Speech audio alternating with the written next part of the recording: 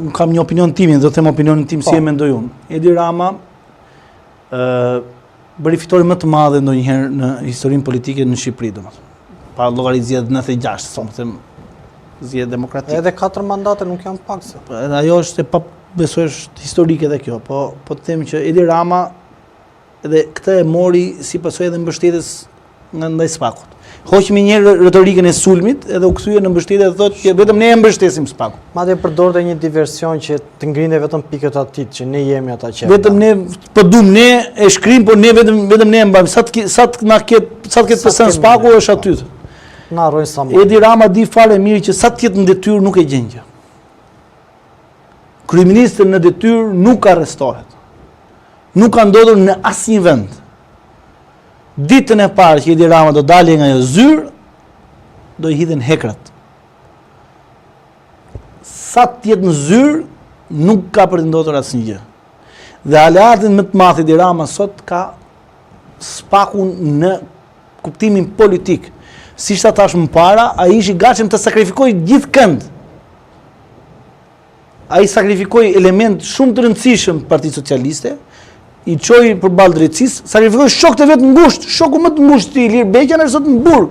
Po, edhe Vangjush Ka zvogluar e ka bërë atë edhe Vangjush Dakon. Domethënë këta janë njerëz që po përballen për ditë me drejtësinë. Kur kaloi dhe shokët e vet në burg, nuk I dhimbset më kurkush.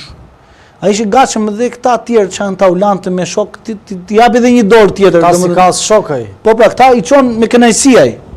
Dhe me këtë në bashkëpunim me zgjedhjet dhe në bashkëpunim edhe me veprimtarinë e SPAK-ut, ai rinovon Partinë Socialiste në mënyrën absolute. Siç e rinovoi këto zgjedhje, ka rinovuar me element cilësor. Ti jemi sinqert. Në disa raste ka element cilësor.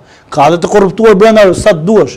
Ka element SPAK-ut aty brenda sa të duash, po ka edhe të rinj element cilësor, të cilët do japin një frymë tjetër për Socialistët. Do japin një frymë tjetër apo do jenë ata kartona do jenë. Unë po them në imazhin publik, nuk ka se ka zë. Imazhin publik mos e. Edi Rama nuk do njeri, nuk është njeri me imazh se Edi Rama aty, nuk do njeri që të mendoj. Ai do njeri që të ngrej kartonin, ama fytyrën ta ketë pastër.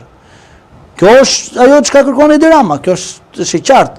Por them që Rama, vlerësimin tim, duke ditur dhe nevojën që ka Bashkimi Evropian për ekzistencën e SPAK-ut dhe për forcimin e SPAK-ut, ju e pat raportin e ri që ishte vlerësimi maksimal për strukturën e posaçme, mendoj që doja rinovoj mandatin. Do kërkoj ndryshime kushtetuese për t'ia rinovuar mandatin. Pra I bie pastaj që zoti Dumani I vazhdojët mandati, apo... Tani nuk e di sa ko do kjo, se ka nevojë për ndryshim kushtetues, por mendoj që Rama, po kisha unë vend ati, në situatën, unë do kërkoja ndryshimin e dispozitave ligjore, lejimin për të kënduar një mandatin. Me 93 vota. 93 vota. Që I ka. 93 vota për këtë punë I ka. Këto I ka 93. Se unë I kam bërë një analizë që 4 janë të LSI-s, një është I PS-s, asajt I PDU-s. Se 4 LSI-s. Po ata është sigur që nuk bëjnë opozitën. Një ka që tani e ndjenin time. Po mirë, unë them 4 janë ata. 4, I marrë gjithë unë ata. Për Shqipërinë Europiane ata e bëjnë. Ata e bëjnë, sepse kanë treguar që ata për integrim kanë luftuar gjithë tjetër. Ata vetëm integrimin duan. Ata domethënë dhe numrat I arrin. Po janë disa nga lista mbyllur e PD-s që I ka që. Po I ka. Kur të vi ora. Vi momenti për integrimin dhe ata. Dhe kështu që ky integrimi edhe 3 I ka nga ato mdoshej për integrimin. Vajtën ata, janë. Unë po t'isha në vend ti, do kërkoja ndryshimin e kushtetutës për dhe në mundësi për kandidim për një mandat dytë. Për integrimin, mund të bashkohet edhe Partia Demokratike në këtë valle, jo element